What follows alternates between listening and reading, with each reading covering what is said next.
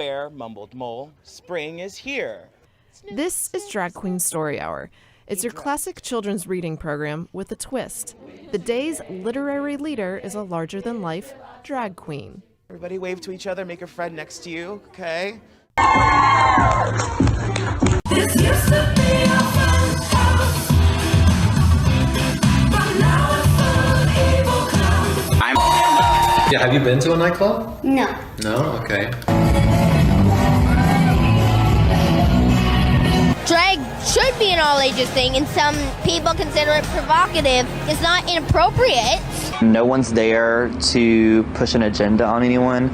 No one's there to persuade people or to recruit people. They were all accepting. They all were happy about it and excited and giving me hugs and everything. You know, the woman gets up on her table, spreads her legs. It's a man. People seem to walk away having a good time. Start them young, right? Start them young, right? Mm-hmm. Anyone can do drag. Everyone can do drag. Everyone can. Whew, I'm all about education. I actually do story time with drag queens in Chicago. Right? Yes, family programming. Spokesperson for the library confirms one of those drag queens, Tatiana Malanina, is really Alberto Garza, a child sex offender. In 2008, he was convicted of assaulting an 8-year-old boy.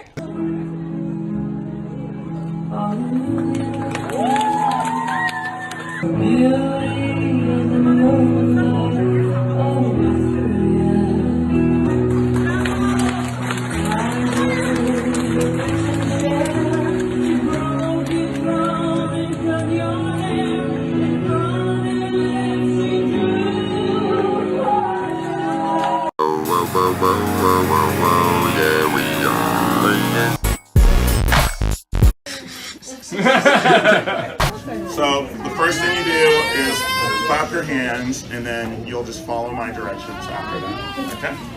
Ready? If you're happy and you know it, clap your hands.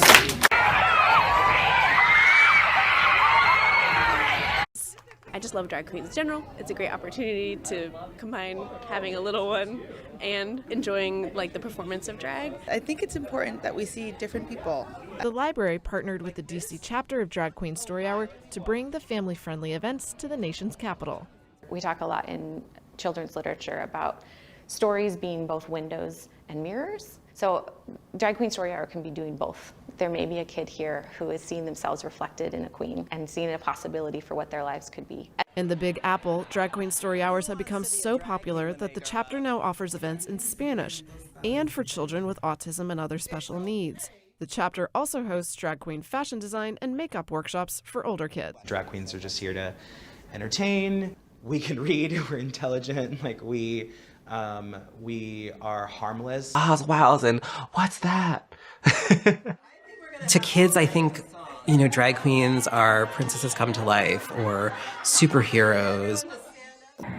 Kids, they're imaginative, they're all about play. They haven't been baked into, you know, society's norms and expectations.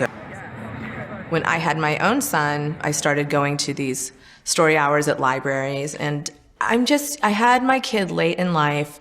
I'm queer, so to suddenly find myself in these really straight environments, what would this be like if this was queer? And I was like, Drag Queen Story Hour. Julian is a Mermaid by Jessica Love. Sat through a story time before without crying, and there was so much shiny stuff to look at. All of my kids have this flair for drama and really enjoy theater and dressing up, and I want to encourage that. Flash rainbows in the sun. And what do you think the pigeon wants to do now? Where some public schools and libraries invite drag queens, some dress like horned demons, to read to young children. And it's a social deconstructionist agenda. They're using children, little 5-year-olds, to accomplish this. And parents are waking up and saying no. When asked about parents' rights, Auger says, well, actually, in Canada, parents' rights are limited and children's rights are put ahead. So the child has the right to be protected from the parents. Most gays, like Village resident Dave Davy DiCarlo, support SOGI and limiting parental rights. The change that we have to see is sometimes the parents This is very scary stuff. Longtime Vancouver area pastor Kevin Kavanaugh says this is far more serious than most Canadian Christians realize. And the little girl came home in tears because the teacher had told her she was likely a boy in a girl's body. The mother went to the school the very next day, and instead of having any sort of tolerance or support or understanding, she was actually called names. She was told that she was a homophobe, that she was a bigot. With that in mind, Tyler Thompson, Simpson, and Pastor Kevin are spreading their message across social media and in town hall meetings. The pro-gay backlash has been fierce. And the hatred and the anger and the bullying that came against us, even though we said, we love you, we don't take from you the opportunity and the freedom to live as you choose. We love you, but we do not agree with you. Pastor Kevin believes Canadian Christians are in a 2 Chronicles 20 moment. The word was this battle is not yours, Jehoshaphat.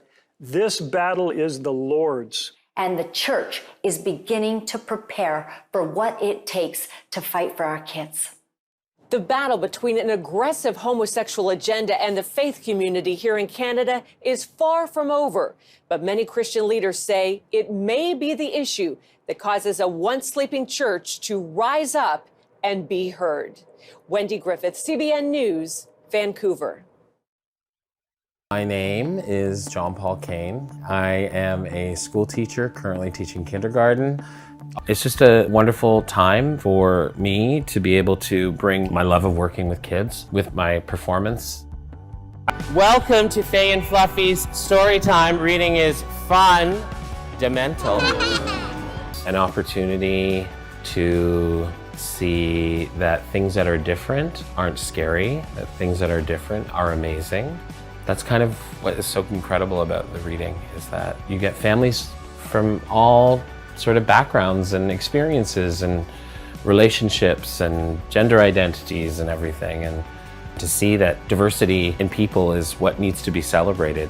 It's just absolutely shocking. By the way, it's not just America. We found out this is happening in Canada. It's happening in Australia. It's happening in other places in our Western world. But this is from the actual New York Brooklyn Library. Hot mess. I'm a bearded drag queen. That means I'm a I think I can see your beard. I see. You can see my beard? Oh no! Miko, I'm Isabella. What's your name? Kristen. Kristen? Nice to meet you. I'm Isabella. The revelation that a registered sex offender participated in a story time for children. And this is Spoon's family.